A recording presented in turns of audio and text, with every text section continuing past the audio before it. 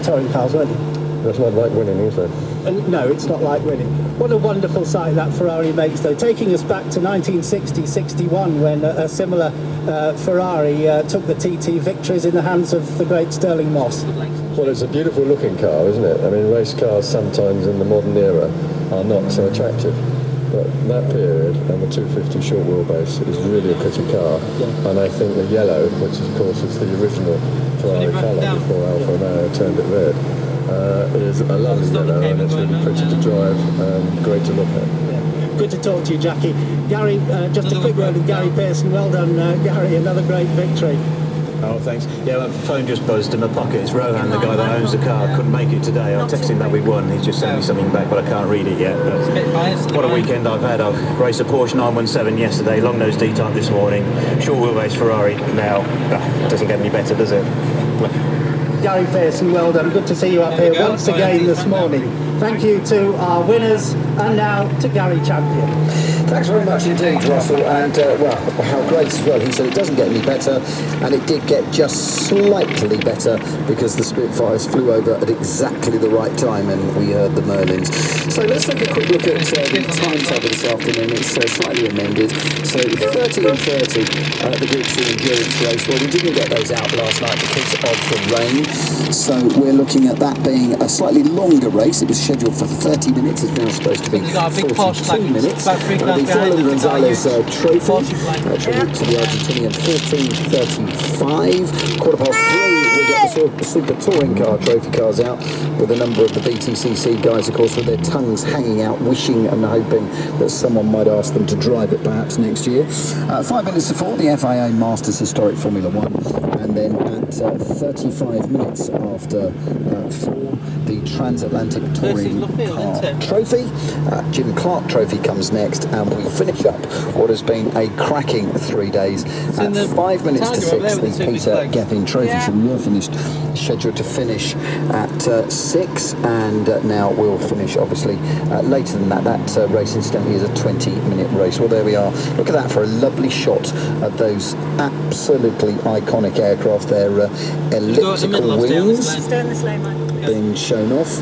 There we are as the Spitfire, as we talk about elliptical wings, and it flies over the wing. So 2 icons together for the price of 1. In fact, 3 for the price of 1, because Alan Hyde is ready as well.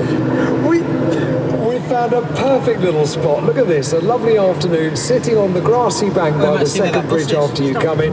A glass of something chilled and bubbly, and we can look down on so much here at the Silverstone Classic. Where we start is just cars that you may have seen just over an hour ago. The AA Grand Tour for 2013. All the cars that took part in the AA Grand Tour are all down here. They're all parked up.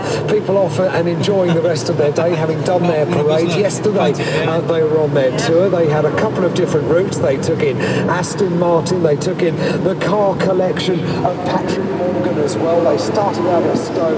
They finished here with the parade around the Silverstone circuit today. They're all having a lovely time. Various cars, as you can see. We've got a little Mini, we've got an MG, and we've got all of the 911 celebrating 50 years of the Porsche 911 out on circuit. They seem to be going forever, and they line the Silverstone circuit in. With me Tony Webb, who knows far more about Porsches than I will ever know, and they're on the circuit. So Tony, tell us about them. Tony, it's all yours. Thank you very much, Ian. And as you can see, we've got, well, it looks like we're going to have the full complement out there this afternoon. Thank you so much. We were hoping for 911s to get out there, but in actual fact, we're looking closer on 1200, which is quite a record for Silverstone, and I believe a record for the whole of the world. So quite a big thing that we're seeing here at Silverstone today. Again, it seems incredible, really, that we are 50 years on down the trail. 50 years ago, 1963, this car appeared at the motor show in Germany, having been in a gestation period since about 1968. 1958, and here we are, sort of 50 years later, the 7th iteration of the cars. And really, what more can you say? It is such an iconic car, but I think it's probably more than just a car, it's an iconic brand. And here we're seeing just one element of the brand. We're seeing the 911s, and we're seeing them all the guises from the rear engine cars that are air-cooled right the way through to the water-cooled cars, which came much later.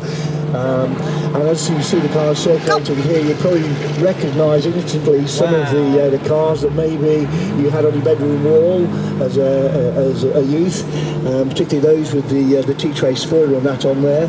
And also, as part of the parade, we've got one or two very special people out there joining us today. The most important one is Mark Porsche, who in fact is the son of Ferdinand Alexander, or better known to us all as Gutsy Porsche. Mark's come over from Germany to join in this parade and represent the factory, along with Chandra Meyer, who represents all of the clubs throughout the world.